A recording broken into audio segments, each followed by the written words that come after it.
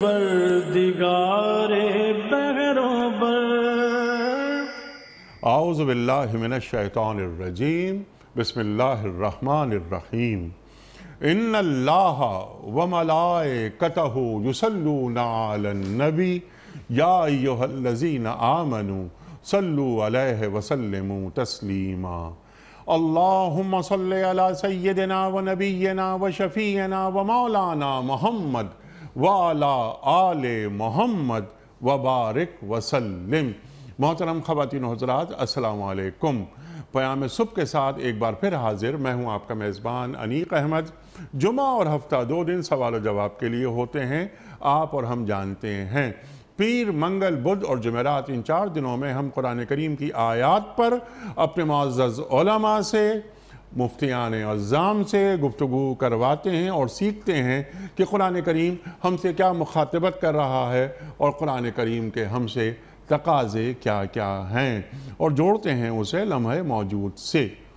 خواتین و حضرات، جمعہ اور ہفتہ سوال و جواب کے 2 دن، وجہ اس کی یہ کہ ہمارے محترم ناظرین کے ذہنوں میں کوئی کنفیوژن، کوئی ابہام نہ رہے۔ ہمارے دین کے پاس انفس و آفاق کے ہر مسئلے کا حل موجود ہے۔ الیوم اکملت لکم دینکم واتممت علیکم نعمتی وردیت لکم الاسلام دینا، اللہ تعالیٰ قرآن کریم میں ارشاد فرما رہا ہے۔ خواتین و حضرات، ہمارے لیے بڑے فخر کی بات اور بڑے اعزاز کی بات کہ ہمارے آج کے معزز مہمان محترم مفتی منیب الرحمان صاحب ہیں۔ خواتین و حضرات، مفتی منیب الرحمان صاحب سے کون واقف نہیں؟ تعارف میں کیا الفاظ ضائع کروں؟ ہمارے ملک کا محبوب اور مقبول نام، مرکزی چیئرمین رؤیت ہلال کمیٹی پاکستان، لاتعداد کتابوں کے مصنف۔ پروگرام کا آغاز اللہ تعالیٰ کے بابرکت نام سے، سورہ بقرہ آیات 1 سے 4۔ اعوذ باللہ من الشیطان الرجیم بسم اللہ الرحمن الرحیم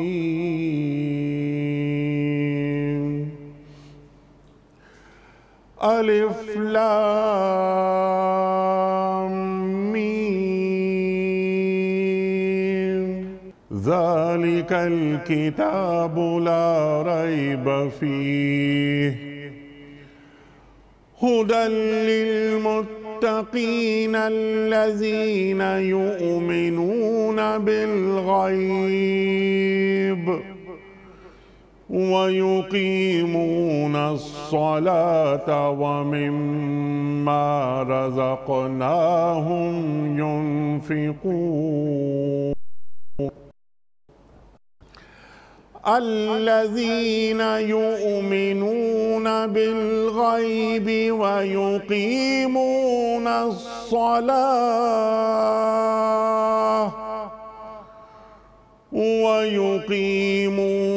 الصَّلَاةَ وَمِمَّا رَزَقْنَاهُمْ يُنْفِقُونَ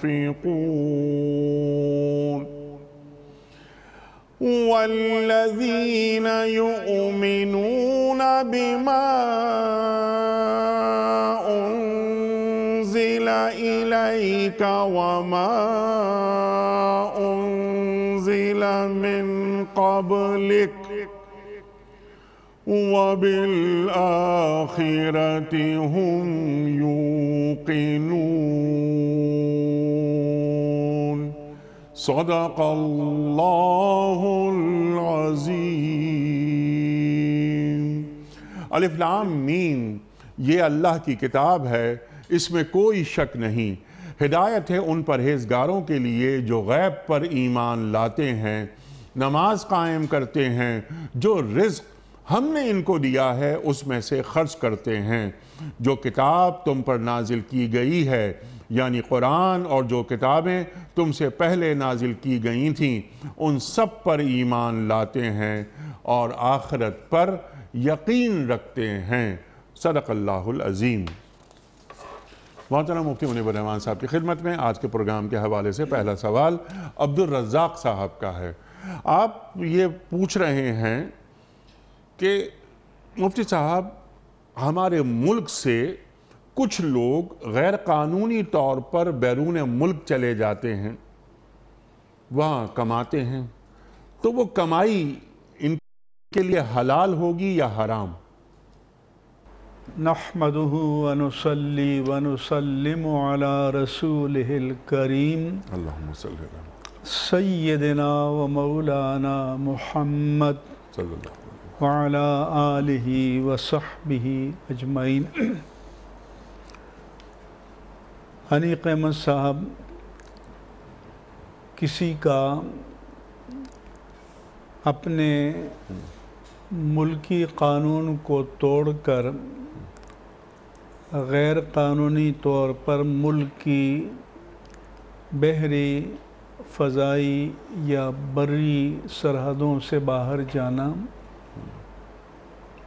کسی دوسرے ملک کے قوانین کو توڑ کر اس ملک میں داخل ہونا، یہ شرعاً جائز نہیں ہے، ٹھیک، کیونکہ ہمارے لیے ان قوانین کی پابندی لازم ہے جو اسلام کی تعلیمات سے متصادم بھی نہیں ہیں، اور اگر ہم انہیں توڑتے ہیں تو مسلمان کی عزت پامال ہو سکتی ہے، مجروح ہو سکتی ہے، اور پھر مسلمان کی عزت کی پامالی سے بالواسطہ اسلام بھی بدنام ہوتا ہے، اس لیے یہ عمل تو جائز نہیں ہے۔ ٹھیک، البتہ وہ کسی ملک میں چلے جاتے ہیں اور جو بھی ان کا امپلائر ہے اور جو ان کو ایک اجارے اور معاہدے کے تحت ملازمت پر رکھتا ہے اور یہ ملازمت کے فرائض کو صحیح ادا کرتے ہیں، ٹھیک، تو وہ روزی حرام نہیں ہے، روزی اس کے لیے حلال ہوگی، روزی حلال ہے اور جائز ہوگی، ٹھیک، لیکن ان کا بشرطے کہ کسی شراب کی دکان میں نہ ہو، کسی جوئے کی دکان میں نہ ہو، کسی حرام کام سے وہ روزی وابستہ نہ ہو۔ ٹھیک، بالکل کلیئر۔ لیکن جو گئے اگر وہ غیر قانونی طور پر اپنی عزت کو خطرے میں ڈال کر، تو یہ عمل کہ رسول صلی اللہ علیہ وآلہ وسلم نے فرمایا کہ لا ينبغی للمؤمن ان یذل نفسہ، کہ کسی مومن کے لیے یہ روا نہیں ہے، اس کے شایان شان نہیں ہے کہ وہ اپنے آپ کو ذلت سے دوچار کرے۔ صحابہ نے عرض کیا یا رسول اللہ صلی اللہ علیہ وسلم کیف یذل نفسہ، ایک آدمی کیوں کر اپنے آپ کو ذلت سے دوچار کرے گا، اپنی تذلیل کرے گا؟ تو رسول اللہ صلی اللہ علیہ وآلہ وسلم نے فرمایا کہ یعرضہ للبلاء فلا یطیقہ، کہ وہ اپنے آپ کو ایسی ابتلا سے، مصیبت سے دوچار کرتا ہے کہ جس سے باعزت و باوقار طور پر اس کا نجات پانا، عہدہ برآں ہونا یہ مشکل ہوتا ہے۔ تو گویا یہ خود اپنی تذلیل کا، بے آبروئی کا سبب بنتا ہے۔ اس لیے ایسا ہر عمل، خواہ وہ کسی ملک کی سرحدوں سے نکلنے کے لیے قانون کو توڑے، کسی ملک کی سرحدوں میں داخل ہونے کے لیے قانون کو توڑے، یا کسی ملک کے داخلی قوانین کو توڑے جس کی وجہ سے وہ ذلت سے دوچار ہو، یہ شریعت میں جائز نہیں ہے۔ سبحان اللہ، سبحان اللہ۔ مفتی صاحب، یہ تو کسی بھی ملک کے قوانین کو توڑنا یا نہ توڑنا یہ تو معاملہ ہو گیا، لیکن سوال تو خیر یہی تھا۔ لیکن جو سرکار دو عالم صلی اللہ علیہ وآلہ وسلم کا فرمان، یہ تو زندگی کے ہر شعبے میں اور زندگی کے ہر پل کے لیے ایک روشن مثال ہے کہ کبھی بھی انسان اپنے آپ کو بے عزتی کروانے والے کسی عمل میں داخل نہ کرے۔ یہ مومن کے لیے ایک گائیڈ لائن ہے، یا مومن کے شایع نہیں ہے۔ ہاں بالکل، حضور نے کہ لا ینبغی، مومن کے یہ شایع نشان نہیں ہے، اس کو نہیں کرنا چاہیے۔ تو مومن کو تو شان والا ہونا چاہیے، اللہ اکبر۔ مومن کو باوقار کام کرنے چاہیے کہ جس کی وجہ سے اس کی عزت میں اضافہ ہو اور اس کے بہتر کردار کی وجہ سے اسلام کا بہتر تعارف ہو۔ اللہ اکبر، اللہ اکبر۔ اللہ کے رسول صلی اللہ علیہ وآلہ وسلم کا ایک اور فرمان میرے ذہن میں آ رہا ہے، جب آپ فرماتے ہیں کہ اس شخص سے زیادہ برا شخص کون ہو سکتا ہے کہ جو اپنے والدین کو گالی دے۔ گالی دے۔ آپ نے فرمایا کہ ان من الکبائر شتم الرجل اباہ اور سب الرجل اباہ، کہ کبیرہ گناہوں میں سے ایک یہ ہے کہ اپنے باپ کو یا اپنی ماں کو گالی دینا۔ تو آپ صلی اللہ علیہ وآلہ وسلم سے پوچھا گیا کہ یا رسول اللہ صلی اللہ علیہ وسلم، کوئی کیوں اپنے ماں یا باپ کو گالی دے گا؟ تو اللہ کے رسول نے فرمایا کہ یسب اباہ فیسب ابا، یسب اماہ فیسب امہ، یہ دوسرے کے باپ کو گالی دیتا ہے اور وہ رد عمل میں اس کے باپ کو گالی دیتا ہے، یہ دوسرے کی ماں کو گالی دیتا ہے، رد عمل میں اس کی ماں کو گالی دیتا ہے، یا انسلٹ کرتا ہے یا توہین کرتا ہے۔ تو چونکہ اس کا اپنا عمل اس کا سبب بنا، تو گویا اس نے دوسرے کے باپ یا ماں کو گالی دے کر خود اپنے باپ یا ماں کو گالی دی۔ تو اس کو شریعت میں سد ذرائع کہتے ہیں۔ سد ذرائع کے معنی یہ ہیں کہ ان راہوں کو مسدود کر دینا کہ جو برائی میں مبتلا ہونے کا سبب بنے۔ مثلاً قرآن کریم میں رب تبارک و تعالی نے فرمایا وَلَا تَسُبُّوا الَّذِينَ يَدْعُونَ مِن دُونِ اللَّهِ فَيَسُبُّوا اللَّهَ عَدْوًا بِغَيْرِ علم، کہ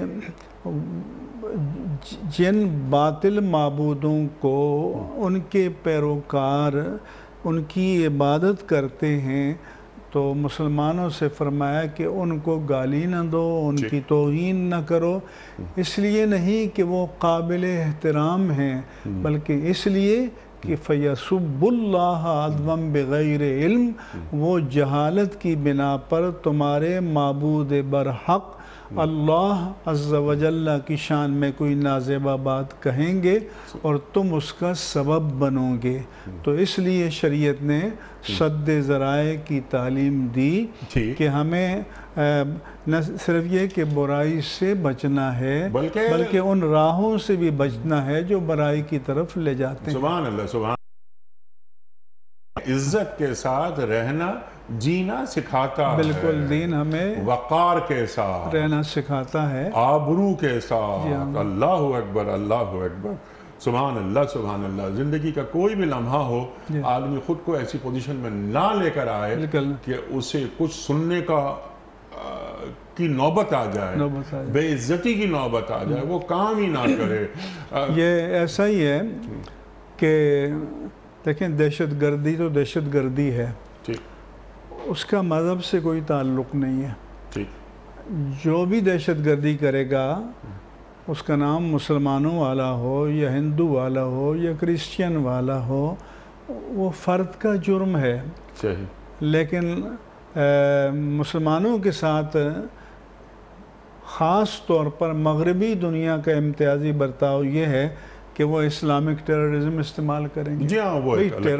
ٹیررزم ہے، دہشت گردی ہے، جرم ہے، تو تم جرم کو برا کہو، مجرم کو برا کہو، اس کے مذہب کو تم متون کیوں کر رہے ہو؟ تو اللہ کے رسول نے جو ہمیں سد ذرائع کی تعلیم دی اور قرآن نے دی، آج اس کی صداقت ہمارے سامنے ہے۔ اللہ اکبر، اللہ اکبر۔ جس طرح آپ نے بات فرمائی، اسی بات کو ذرا سا آگے اس سے پہلے کہ اگلا سوال رکھوں کہ کچھ لوگ بیٹھے ہوئے شراب پی رہے ہیں، ایک صاحب چلے جاتے ہیں، جا کے ان میں بیٹھ جاتے ہیں، وہ شراب نہیں پیتے۔ آپ شراب نہیں پیتے تو آپ کیوں بیٹھے ہوئے ہیں؟ ایک جگہ بدکاری ہو رہی ہے، وہ سد ذرائع۔ تو نہیں صاحب، میں تو نیکوکار ہوں، میں بدکار بالکل نہیں ہوں، میں تو بس جا کے وہاں بیٹھ جاتا ہوں۔ تو آپ کیوں بیٹھ جاتے ہیں؟ بروں کی تعداد میں اضافہ کرنے کے لیے؟ بالکل، رسول اللہ صلی اللہ علیہ وآلہ وسلم نے علماء بنی اسرائیل کا شعار بتایا کہ ان کے لوگ جب اول انہوں نے اللہ تعالیٰ کے احکام کی، حکم عدولی کی، گناہوں میں مبتلا کو روکا اور ٹوکا، مگر وہ ان گناہوں کی دنیا میں آگے چلے گئے اور پھر یہ ان کے ہم نوالا اور ہم پیالہ ہو گئے۔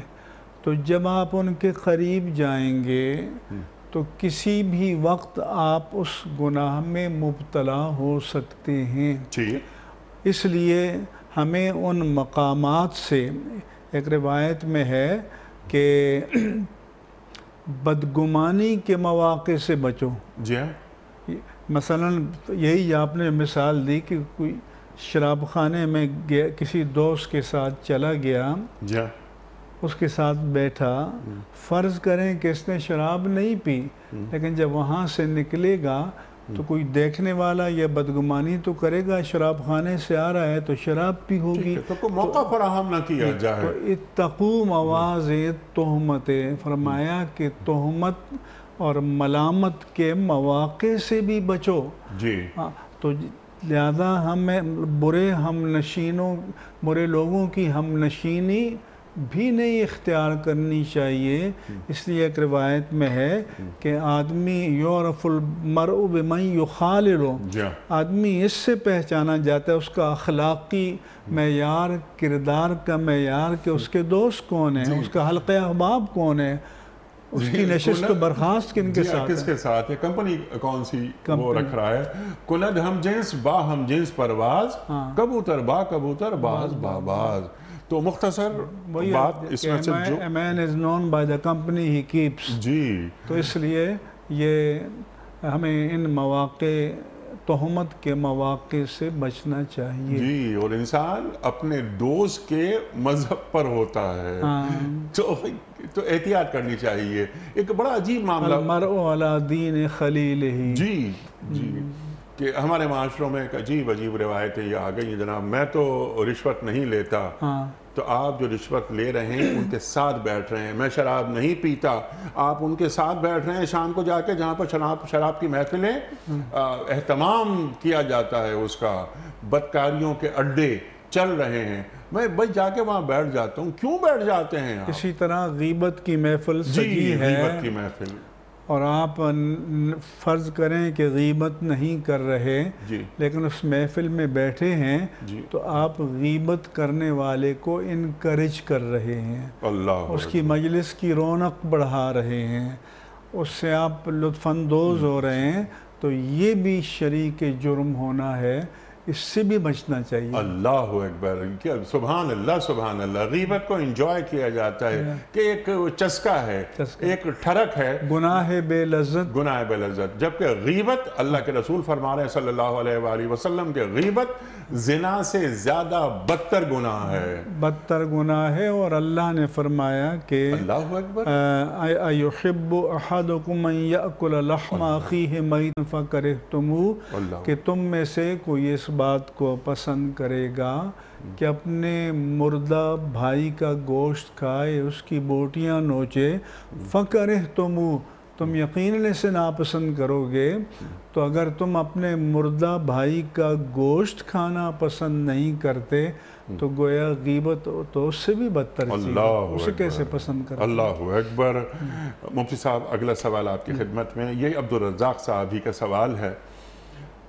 وہ پوچھ رہے ہیں کہ مفتی صاحب، وہ فقیر جو ہٹے کٹے ہوتے ہیں سڑکوں پر کھڑے ہو کر بھیک مانگتے رہتے ہیں، کیا انہیں ہمیں بھیک دینی چاہیے؟ پہلی بات تو یہ ہے کہ ہماری موجودہ حکومت نے، پرائم منسٹر صاحب نے شیلٹر ہومز بنائے ہیں. جی بنائے ہیں تو بہت اچھی بات ہے. تو ان کا پہلا مصرف یہ ہونا چاہیے کہ لوگ چوکوں اور چوراہوں پر، سڑکوں پر دروازوں کو کھٹکھٹا کر جو سوال کرتے ہیں ان کو ان پناہ گاہوں میں لے جائیں، ان کی کفالت کریں اور ان کے لیے روزگار کا انتظام کریں. روزگار ملے تو چھوڑ دیں، اور اگر وہ مستحق نہیں ہیں، پروفیشنل ہیں، تو 4 دن میں پناہ گاہ سے بھاگ جائیں گے. لیکن یہ جو چوکوں اور چوراہوں پر مانگنے کا کلچر ہے، اس کو روکنا چاہیے. دوسری بات یہ ہے کہ کسی کے پاس دینے کی کچھ استطاعت ہے تو اس کے بارے میں ترجیحی طور پر قرآن کریم میں اللہ تبارک و تعالیٰ نے جو معیار بتایا وہ یہ ہے کہ لا یسألون الناس الحافا، ان کو دو جو گڑ گڑا کر لوگوں سے نہیں مانگتے. یحسبہم الجاہل اغنیاء من التعفف، قرآن فرماتا ہے، اللہ تعالیٰ فرماتا ہے کہ کچھ لوگ ضرورت مند بھی ہوتے ہیں، محتاج بھی ہوتے ہیں، لیکن عزت نفس کی وجہ سے، اپنی شرافت کے تحفظ کی وجہ سے وہ ہاتھ نہیں پھیلاتے، اور جو ان کے حال سے ناواقف ہے وہ گمان کرتا ہے کہ یہ تو غنی ہے. تو اس طرح کے جو مستحقین ہیں وہ تلاش کر کے ان کو دینا چاہیے تاکہ ان کی عزت نفس کی حفاظت ہو. بہت اچھی. اور یہ اللہ کا حکم ہے، اللہ کا مشورہ ہے اور قرآن کی تعلیم ہے. ہمیں اس کو ترجیح دینا چاہیے. سبحان اللہ، سبحان اللہ. ڈھونڈا جائے، تلاش کیا جائے وہ جو سفید پوش بیٹھے ہوئے ہیں، چھپ کے بیٹھے ہوئے ہیں، اور ان کی غیرت انہیں اجازت کہ وہ لوگوں کے آگے ہاتھ پھیلائیں. سبحان اللہ، سبحان اللہ. یہ ہمارا دین ہمیں اس طرح دیکھنا چاہتا ہے، یہ دین کا درس ہے.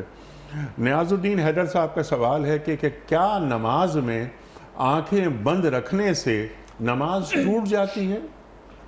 انیق احمد صاحب، سنت سید المرسلین صلی اللہ علیہ وآلہ وسلم تو یہ ہے کہ نماز میں آنکھیں کھلی رکھے.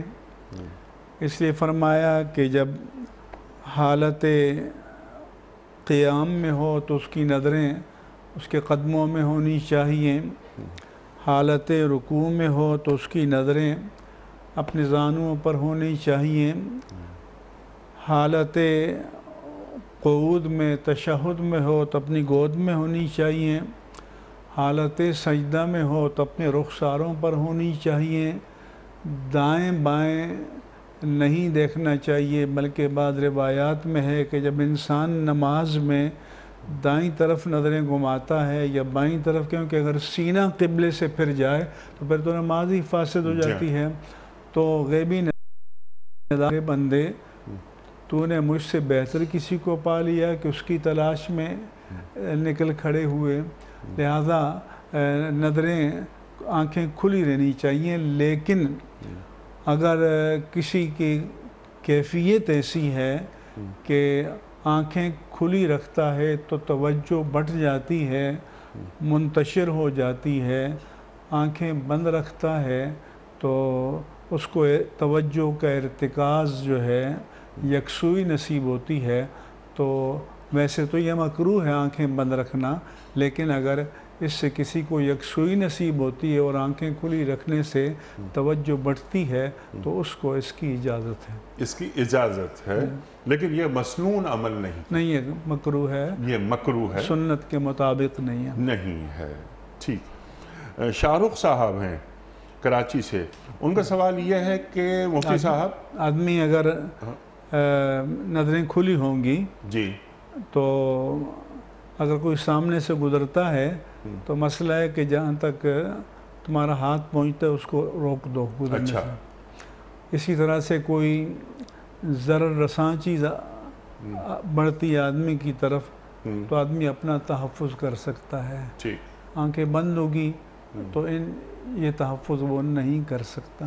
بالکل ٹھیک، سبحان اللہ سبحان اللہ، کلیئر بات. شاہ رخ صاحب سوال ہے ان کا کہ مفتی صاحب شرابی یا خودکشی کرنے والے شخص کا نماز جنازہ ادا کرنے کا کیا حکم ہے؟ انیق احمد صاحب، ہر مسلمان خواہ وہ عملی اعتبار سے کسی بھی درجے میں ہو، اس سے بدعمالیاں سرزد ہوتی ہیں اور ہوئی ہیں، لیکن اس کی نماز جنازہ پڑھی جائے گی. خودکشی کرنے والے کی بھی نماز جنازہ پڑھی جائے گی. صرف ہمارے فقہائے کرام نے یہ فرمایا کہ جو وقت کا بڑا عالم ہے وہ خود نہ پڑھائے، کسی اور کو کہے کہ جنازہ دو. جیسے رسول اللہ صلی اللہ علیہ وسلم کے سامنے ایک جنازہ لایا گیا تو آپ نے فرمایا کہ اس پر کوئی کسی کا قرض ہے، تو ایک شخص نے عرض کیا کہ جی ہاں یا رسول اللہ صلی اللہ علیہ وسلم، میرا اس پر قرض ہے. تو فرمایا کہ پھر میں اس کی نماز جنازہ نہیں پڑھاتا، تم میں سے کوئی پڑھا دے. آپ نے پڑھانے سے منع نہیں فرمایا، لیکن ظاہر ہے کہ آپ کا جنازہ پڑھانا کتنی بڑی سعادت کی بات ہے. چنانچہ ایک شخص نے پیشکش کی کہ میں اس کا قرض ادا کر دوں گا، تو پھر حضور نے اس کی نماز جنازہ پڑھائی. تاہم ہمارے فقہائے کرام نے فرمایا کہ باغی جو مسلمان حاکم وقت کے سے بغاوت میں لڑتا ہوا مارا جائے تو اس کی جنازے کی نماز نہ پڑھی جائے. ہاں اگر وہ زخمی ہو گیا، کچھ ہوا یا نہیں بھی ہوا، بعد میں وہ فوت ہوا تو پڑھی جائے گی. اسی طرح سے ڈاکو ڈاکہ ڈالتے ہوئے مارا جائے تو عبرت کے طور پر فرمایا کہ اس کی جنازہ کی نماز نہ پڑھی جائے. اسی طرح سے فرمایا کہ جو راتوں کو دہشت پھیلاتے ہیں اور لوگوں کا گلا گھونٹ دیتے ہیں تو ان کی بھی جنازے کی نماز نہ پڑھی جائے اگر اس حالت میں وہ مریں. اسی طرح فرمایا کہ جو عصبیت کی خاطر لڑتا ہوا مارا گیا، کیونکہ رسول اللہ صلی اللہ علیہ وآلہ وسلم نے فرمایا کہ لیس منا من قاتل علی صبیۃ ومن مات علی صبیۃ ومن دعا الی صبیۃ، کہ جس نے عصبیت کی طرف بلایا، جو عصبیت کی خاطر لڑتے ہوئے مارا گیا تو وہ ہم میں سے نہیں ہے. پھر علماء نے بھی فرمایا کہ جس نے اپنے باپ یا ماں میں سے کسی ایک کو قتل کیا ہو تو اس کی نماز جنازہ بھی نہ پڑھی جائے تاکہ لوگوں کو عبرت ملے. اللہ اکبر اللہ اکبر. یعنی اتنا مذموم عمل ہے، انتہائی کریہ اور مکروہ اور ناپسندیدہ اور غیر انسانی عمل ہے. سبحان اللہ سبحان اللہ. سوال یہ پہلے بھی کئی مرتبہ آ چکا ہے لیکن آج پھر آیا ہے. خوشی محمد صاحب کا سوال ہے لاہور سے کہ قرآن کریم کی جھوٹی قسم کھانے کے بارے میں کیا حکم ہے؟ قسم کے بارے میں یہ ہے کہ ایک تو عرب والے ایک طرح سے ان کی زبان پر جاری ہوتا تھا قسمیہ کلمات استعمال کرتے تھے، ارادتاً قسم نہیں ہوتی تھی، اس پر کوئی کفارہ نہیں ہے۔ ایک یہ کہ کوئی واقعہ گزر چکا ہے اور اس کے بارے میں وہ قسم کھاتا ہے کہ یہ واقعہ یوں تھا، اگر اس کی قسم صحیح ہے تو وہ قسم میں بری ہے، اگر وہ جان بوجھ کر جھوٹی قسم کھا رہا ہے تو اس کو یمین غموس کہتے ہیں کہ وہ گویا گناہوں کے سمندر میں ڈوب جاتا ہے، اس کا کفارہ کوئی نہیں ہے سوائے توبہ کے، یہ گناہ کبیرہ ہے۔ کیونکہ فرمایا کہ ان من الکبائر، حدیث میں کہ کبیرہ گناہوں میں سے ایک الاشراک باللہ، اللہ کے ساتھ غیر اللہ کو شریک ٹھہرانا، وقتل النفس بغیر حق، اور ناحق بے قصور انسان کو قتل کرنا، وعقوق الوالدین، ماں باپ کی نافرمانی کرنا، والیمین الغموس، اور ماضی کے واقعے کے بارے میں جان بوجھ کر جھوٹی قسم کھانا، یہ کبیرہ گناہوں میں سے کفارہ اس کی تلافی کے لیے نہیں ہے، توبہ کرنی توبہ ہے۔ ہاں، آئندہ وہ کسی چیز کے بارے میں قسم کھاتا ہے کہ میں فلاں دن آؤں گا یا فلاں کام کروں گا، تو مومن کا کام یہ ہے کہ وَاحْفَظُوا أَيْمَانَكُمْ، اپنی قسموں کی حفاظت کرو۔ اور اگر کوئی نہیں کرتا تو اس کو کہتے ہیں کہ وہ قسم میں خانس ہو گیا۔ اور فَكَفَّارَتُهُ إِطْعَامُ 10 مساکین، اس کا کفارہ یہ ہے کہ 10 مسکینوں کو 2 وقت کھانا کھلائے، من اوسط ما تطعمون اہلیکم، جو تمہارا اپنے گھر والوں کو کھلانے کا جو اوسط معیار ہے اس پر، یا ان کو لباس فراہم کرے۔ فَمَن لَّمْ يَسْتَطِعْ، جو یہ 2 کام نہ کر سکے تو پھر 3 دن کے روزے رکھے۔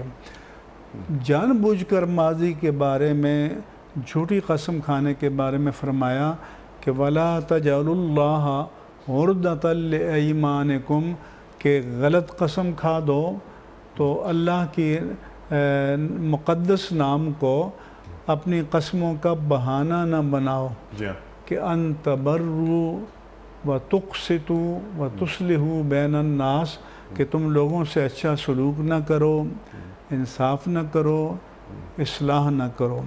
جیسے فرمایا تو اس کے بارے میں حضور نے کہا کہ من حلف علی یمین فرعا غیرہا خیرا منہا فلیکفر عن یمینہ ولیفعل الذی هو خیر۔ جس نے قسم کھائی، مثلا یہ کہا کہ میں زندگی بھر آپ سے کلام نہیں کروں گا، اب حضور نے فرمایا کہ لا یحل لمؤمن ان یہجر اخاہ فوق 3 ایام، مومن کے لیے یہ جائز نہیں ہے کہ 3 دن سے زیادہ اپنے دینی بھائی سے قطع تعلق کرے۔ اگر اس نے کہا قسم کھا لی کہ میں زندگی بھر تم سے تعلق نہیں رکھوں گا، تو 3 دن سے پہلے اس قسم کو توڑ دے اور کفارہ ادا کرے، تاکہ اسی طرح سے کسی قرابت دار سے تعلق توڑنے کی قسم کھائی تو اس قسم کو توڑے اور کفارہ کرے اور صلہ رحمی کرے۔ سبحان اللہ، سبحان اللہ، کیونکہ وہ قسم ہی غلط تھی۔ سورہ النور میں کہ وَلَا يَأْتَلِ أُولُو الْفَضْلِ مِنْكُمْ وَالسَّعَةِ، حضرت ابو بکر صدیق رضی اللہ تعالی عنہ نے مصطح بن اساسہ نے ان کو اذیت پہنچائی تھی، وہ ان کے پروردہ تھے، ان کی کفالت میں تھے، تو بتقاضۂ بشری ان کو رنج ہوا اور قسم کھا لی کہ میں تمہاری کفالت نہیں کروں گا، تو اور فرمایا کہ الا تحبون ان یغفر اللہ لکم، کہ تم اگر اپنے قصوروار کو معاف نہیں کرتے تو کیا تم یہ نہیں چاہتے کہ اللہ تمہارے قصور کو معاف نہ کرے؟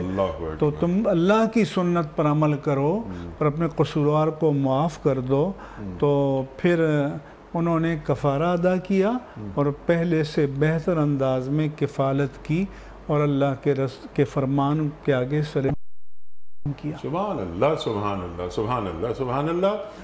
ایک بندہ اگر یہ چاہتا ہے کہ اللہ اسے معاف کرے تو وہ لوگوں کو معاف کرنا شروع معاف کر دیا کرے۔ ٹھیک ہے مفتی صاحب، کچھ ویڈیو کوسچنز آپ کی خدمت میں۔ پہلا سوال مفتی صاحب کے لیے۔ مفتی صاحب السلام علیکم، سید اختر عزیز کراچی سے مخاطب ہوں آپ سے۔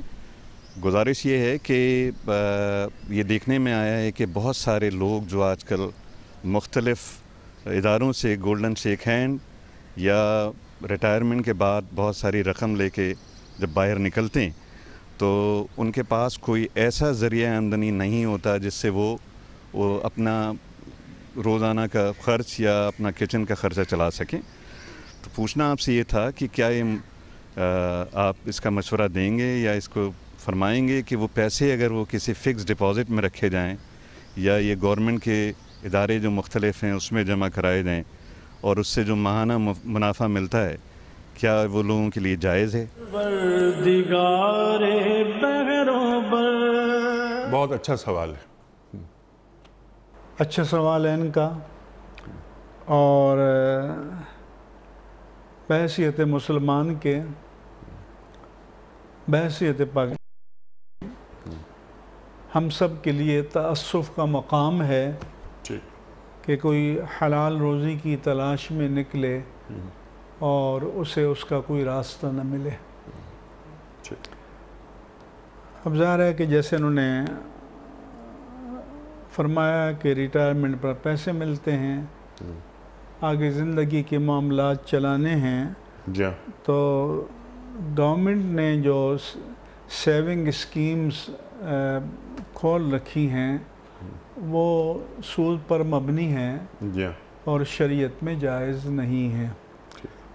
ایسے سودی بینکوں کی اسکیمیں ہیں تو وہ بھی جائز نہیں ہیں۔ یا تو ہمارے معاشرے میں کوئی ایسے پاکیزہ، با کردار، با اخلاق، با اعتماد اہل ایمان ہوں، ان کا گروپ ہو جو کاروبار کرتے ہوں، دیانت و امانت کے معیار پر پورا اترتے ہوں، تو اس طرح کے لوگوں کے لیے وہاں یہ مضاربت کی بنیاد پر سرمایہ کاری کریں اور نفع کا تناسب طے کر لیا جائے تو یہ بہت اچھی صورت ہوگی اور یہ اس طرح کے لوگوں کی خدمت بھی ہوگی۔ لیکن اس شعبے میں بھی بڑے افسوس کی بات ہے، آپ کو پتہ ہے کہ مضاربت کے نام پر بہت سے لوگوں نے اسکیمیں چلائیں اور لوگوں کے اربوں پیسے جمع کیے اور بعد میں وہ ڈوب گئے پیسے۔ تو اچھا، ہر بندہ کاروبار بھی نہیں کر سکتا، کوئی کر سکتا ہو تو کاروبار میں برکت ہے، اور سنت مصطفیٰ صلی اللہ علیہ وآلہ وسلم ہے۔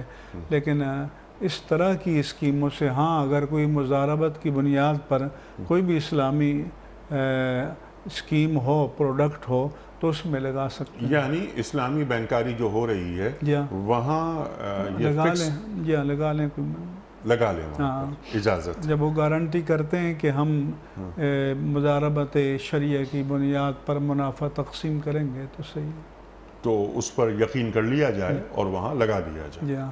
ٹھیک ہے، یہاں تو حرام محض ہے، یہاں حرام محض ہے۔ ٹھیک ہے، سبحان اللہ۔ اور جو یہ یقین دہانی کراتے ہیں ان کا بھی امتحان ہے کہ انہیں پھر اس پر پورا اترنا چاہیے، ورنہ لوگ تو ان پر اعتماد کریں گے اور وہ اللہ کے سامنے جواب دیں گے۔ سبحان اللہ۔ لیکن اس سلسلے میں جو وہاں پر انویسٹ کر رہا ہے، ڈپازٹ کر رہا ہے، وہ بری الذمہ ہے، وہ بری الذمہ ہے۔ جنہوں نے فتاویٰ دیے ہیں، جنہوں نے اجازت دی ہے، جو نگرانی کر رہے ہیں، جو نگرانی کر رہے ہیں وہ ذمہ دار ہیں، وہ مسئول ایک عام آدمی اس کا ذمہ دار نہیں ہے۔ ٹھیک ہے مفتی صاحب، اگلا سوال مفتی صاحب کی خدمت میں۔ مفتی صاحب آپ سے میرا سوال یہ ہے کہ کیا بیوی کے نام کے ساتھ خاوند کا نام لکھنا اسلامی حکم ہے؟ سرکار حنیف قیمت صاحب، اسلامی شعار تو ویسے یہ ہے کہ باپ کا نام لکھا جاتا ہے، لڑکا ہو یا لڑکی ہو۔ عالم عرب میں اب بھی یہ رواج ہے کہ نام کے ساتھ باپ کا نام جوڑا جاتا ہے، اور اسی لیے ان کے پاسپورٹ میں 2 نام ہوتے ہیں، سنگل نام جو لکھا جاتا ہے۔ ہمارے یہاں وہ اس طرح نہیں ہوتا، ویزے میں بھی ان کے اسی طرح۔ یہ کلچر آیا تو ویسٹ سے ہے کہ شادی کے بعد عورت اپنے آپ کو شوہر کی طرف منسوب کرتی ہے کہ مسز فلاں، بیگم فلاں وغیرہ۔ تو یہ شعار تو نہیں ہے اسلام کا، لیکن اگر کوئی کرتا ہے تو اس پر کوئی گناہ بھی نہیں ہے، پسندیدہ بھی نہیں ہے، اور کوئی ایسا معصیت اور گناہ بھی نہیں ہے، اور جو مرضی ہے۔ بلکہ ایک مسئلہ ہوتا ہے، میرے علم میں آئی تھی کہ کسی خاتون کوئی پروفیسر تھی یا لیکچرر، تو شادی ہوئی تو مسز فلاں بن گئی۔ اب وہ اللہ کی تقدیر سے طلاق ہو گئی، تو رجوع کیا کہ اب مجھے مسز نہ لکھا جائے اور مسز فلاں۔ انہوں نے لیگل ڈپارٹمنٹ سے رجوع کیا، تو انہوں نے کہا باپ تو لکھا ہوا ہے، تو اب یہ ہے کہ آپ نے آپ کو مسمات لکھ دیں۔ تو اس لیے بعض اوقات ایسے مسائل بھی ہو جاتے ہیں، اور کچھ لوگ اس لیے بھی شناختی کارڈ میں ڈالتے ہیں کہ بعد میں وراثت کے معاملات میں آسانی ہو جائے۔ ہاں، لیکن دینی کوئی قباحت، کوئی رکاوٹ دین کی جانب سے نہیں ہے، شوہر کا نام لکھیں یا نہ لکھیں، ٹھیک ہے، لیکن جو مسلم روایت ہے اس میں باپ کا نام ہے۔ ٹھیک ہے، اگلا سوال مفتی صاحب کی خدمت میں۔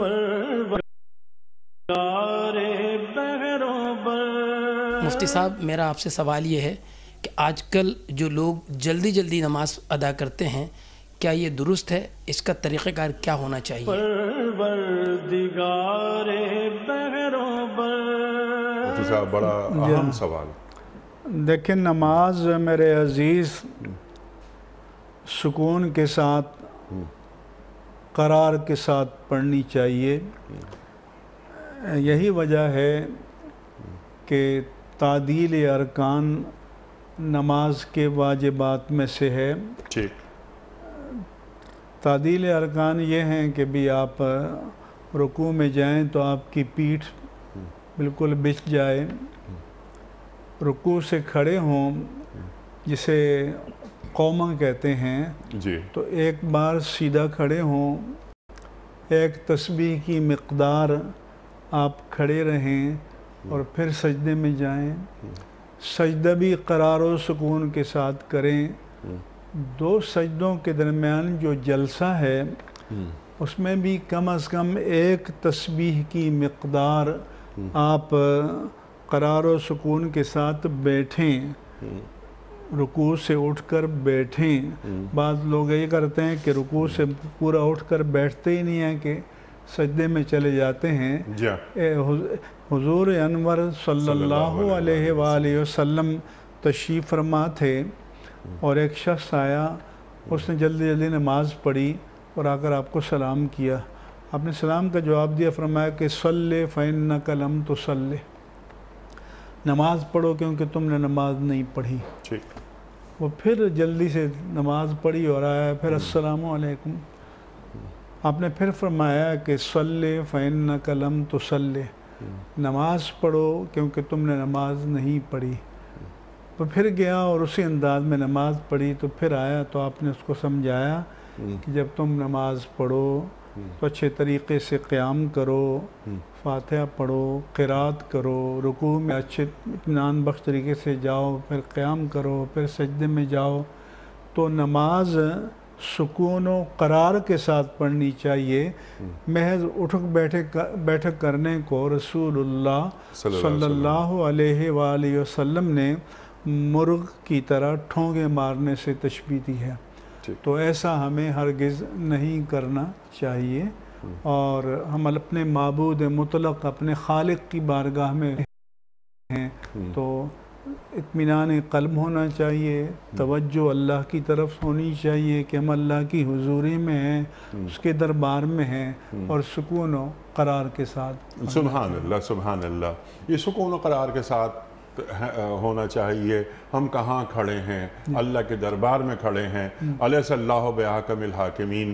مفتی صاحب سمپل سوال آپ کی خدمت میں، آپ یہ ہم سب کو تعلیم کر دیجئے کہ نماز میں بہت سارے افراد یہ کہتے ہیں کہ یار مزہ نہیں آتا، ایک میکینیکل انداز میں جانا ہے، نماز پڑھنا ہے. نماز ایک چیز تو ہوتی ہے عبادت، ایک چیز ہے عادت. تو وہ عادت جس طرح ٹھونگے مارنے والی بات ہوئی، دل نہیں لگ رہا عبادت میں. یہ دل عبادت میں کیسے لگے، کیسے لگایا جاتا ہے؟ اور وہ جو ہوتی ہے جذب کی کیفیت، ایک نماز مولا علی کی نماز، تیر نکال لیا گیا، احساس ہی نہیں ہوا. تو وہ جو عبادت میں ایک سرشاری ہوتی ہے، ایک طمانیت ہوتی ہے، ایک جذب کی کیفیت ہوتی ہے، وہ کیسے پیدا ہوتی ہے؟ دیکھیں قرآن مجید میں ہے کہ وَإِنَّهَا لَكَبِيرَةٌ إِلَّا عَلَى الْخَاشِعِينَ. نماز بوجھل معلوم ہوتی ہے مگر ان لوگوں کو نہیں معلوم ہوتی جن کے دلوں میں اللہ کی خشوع ہے، خشیت الہی ہے، اللہ کی بارگاہ میں حضوری کا تصور ہے. پھر ان کی پہچان بتائی کہ الذین یظنون انہم ملاقو ربہم وانہم الیہ راجعون، کہ جن کو یقین ہو کہ انہوں نے قیامت میں اپنے رب سے ملنا ہے، اس کی طرف لوٹ کر جانا ہے. اس کے برعکس منافق کے بارے میں فرمایا کہ اذا قاموا الی الصلاۃ قاموا کسالی، جب نماز کے لیے کھڑے ہوتے ہیں تو بڑے مارے باندھے کسل مندی کے ساتھ. ولا یذکرون اللہ الا قلیلا، اور اللہ کا ذکر بہت کم کرتے ہیں. لیکن بعض لوگ اس دل نہ لگنے کو نماز ترک کرنے کا بہانہ بنانا چاہتے ہیں. یہ نہیں ہونا چاہیے. اس کا علاج یہ ہے کہ مزید پڑھو اور اپنی نمازوں کو اچھا کرو، اس کے معیار کو بلند کرو، حضور کے تصور کو اپنے ذہن میں بٹھاؤ. دوسرا یہ ہے کہ جو امور تعبدیہ ہیں، ہمارے مفسرین نے لکھا کہ اس لیے نہیں پڑھنا چاہیے کہ مجھے نماز میں بڑا مزہ آتا ہے تو میں پڑھتا ہوں. مزہ آنا چاہیے، لیکن پڑھتا ہے اس لیے ہوں کہ میرے رب نے حکم دیا ہے، میرے خالق کا حکم ہے. مفتی صاحب ایک صرف آپ سے پوچھ رہا ہوں، آپ سے جاننا چاہ رہا ہوں کہ نماز میں یعنی عبادت میں مزہ آئے، سرشاری کی کیفیت ہو، اگر اس کے لیے 5 نمازیں تو فرض ہیں، لیکن اگر تہجد کہ کچھ نوافل ادا کر لیے جائیں. بالکل اللہ نے فرمایا اپنے پیارے حبیب مکرم صلی اللہ علیہ وآلہ وسلم کے لیے کہ وَمِنَ اللَّيْلِ فَتَحَجَّدْ بِهِ نَافِلَةً لَكَ، اے پیارے حبیب آپ رات کے پچھلے پہر اٹھ کر تہجد پڑھا کیجئے، یہ آپ کے لیے اضافی عبادت ہے. عَسَىٰ أَن يَبْعَثَكَ رَبُّكَ مَقَامًا مَحْمُودًا، یقیناً ایک وقت آئے گا آخرت میں کہ آپ کا رب آپ کو مقام محمود پر فائز فرمائے گا. تو پچھلے پہر کی جو عبادت ہے وہ حضوری قلب کی عبادت ہے. ریاکاری کا بھی وہاں شائبہ نہیں ہے، حضوری قلب. انشاءاللہ کسی اور پروگرام میں آپ سے ہم پوچھیں گے کہ حضوری قلب کیا ہوتا ہے، اللہ تعالیٰ کا استحضار کسے کہتے ہیں. یہ تو بہت بڑا موضوع ہے. خواتین و حضرات وقت یہاں مکمل ہوا. مفتی منیب الرحمان صاحب کا بڑا ممنون، بڑا شکر گزار آپ تشریف لائے، اور حسب روایت آج بھی ہم نے آپ سے بہت سیکھا. اللہ تعالیٰ ہمارے علماء کو سلامت رکھے. آپ اور ہم جانتے ہیں کہ پیام صبح کا اختتام ہوتا ہے روزانہ ایک قول پر، اور وہ قول ہوتا ہے صاحب نہج البلاغہ امیر المومنین حضرت علی مرتضیٰ کرم اللہ وجہہ کا۔ آپ فرماتے ہیں کہ خالص عبادت یہ ہے کہ انسان اپنے رب کے علاوہ کسی سے امید نہ رکھے اور اپنے گناہ کے علاوہ کسی چیز سے نہ ڈرے۔ خالص عبادت یہ ہے کہ انسان اپنے رب کے علاوہ کسی سے امید نہ رکھے اور اپنے گناہ کے علاوہ کسی چیز سے نہ ڈرے۔ سبحان اللہ سبحان اللہ۔ اپنے میزبان انیق احمد کو کل تک کے لیے اجازت دیجیے۔ خدا حافظ۔ پروردگار بحر و بر